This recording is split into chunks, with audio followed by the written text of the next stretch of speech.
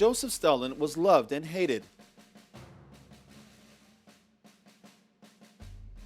He was loved as a leader who defeated the Nazis and made Russia into a nuclear superpower. He was hated for imprisoning and killing millions of Russians in the Gulag camps. Because of his notoriety, the Soviets made Stalin into a non-person when he died in 1953, virtually erasing him from history.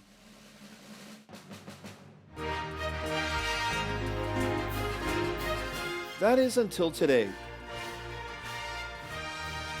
Josef Stalin is making a stellar comeback.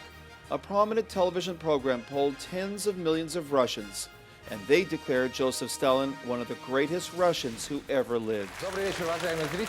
Even greater than leaders like Vladimir Lenin, the founder of the Soviet Union. Valentin Varenikov was Stalin's prime advocate on this program. A Russian World War II hero, Varenikov fought the Nazis from Stalingrad to Berlin. When the Nazis were on the outskirts of Moscow, Stalin didn't leave. He staged a Revolution Day parade. People went straight from that parade to the front lines. We counterattacked and we pushed the Nazis back 100 miles. We did not allow anyone to meddle in our affairs. We became a superpower. We became a superpower because of Stalin's leadership.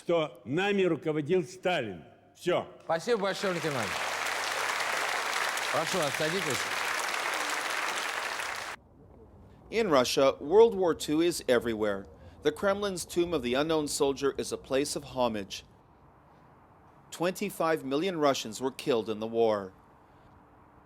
Poklonnaya is a city-sized museum with colossal monuments dedicated to the war. For the younger generation who had grown up in a Russia that was in military decline, Poklonnaya and Stalin personify Russia at its greatest moment. We won this war, and I'm proud of Russia. Thanks to Stalin's steel character, we won. Without Stalin's cruelty, we couldn't win. Victory for Russia. We are great.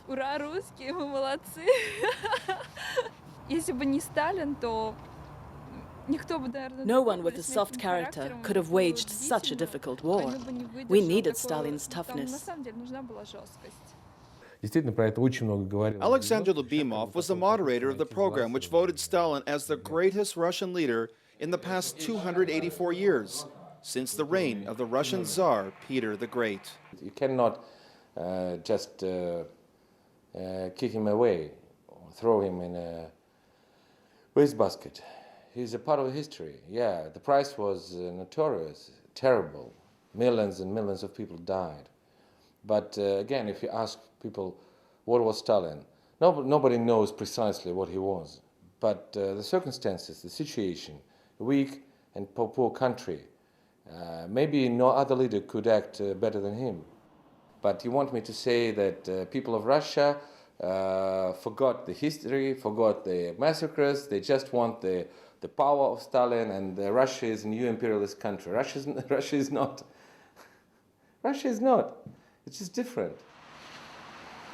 That's not the view held at the Sakharov Museum of Human Rights in Moscow.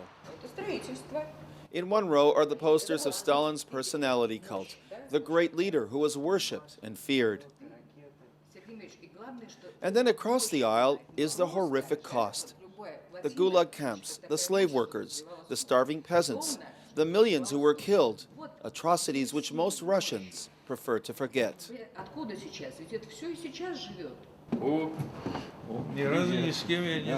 Marlene Kuralov and Simon Vilinsky cannot forget.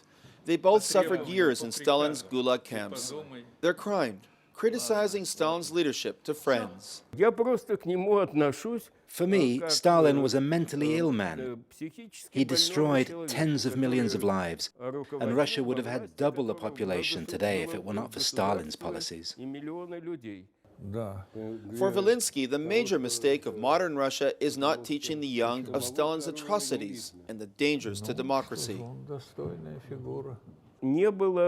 There was no de-Bolshevization. There were no clear-cut statements that Stalin led a criminal regime. The Soviet Communist Party was put on trial, but this trial became a farce. The attributes that make Josef Stalin popular in Russia are the same characteristics that Russians are looking for in their current leadership. They like the fact that Prime Minister Putin stands up to Europe and the United States. They want to see Russia return to the glory days when the military power of the Soviet Union was a force that was reckoned with in the entire world. But for many of those who are committed to preserving history, there was and will be a price for the reverence of leaders like Josef Stalin.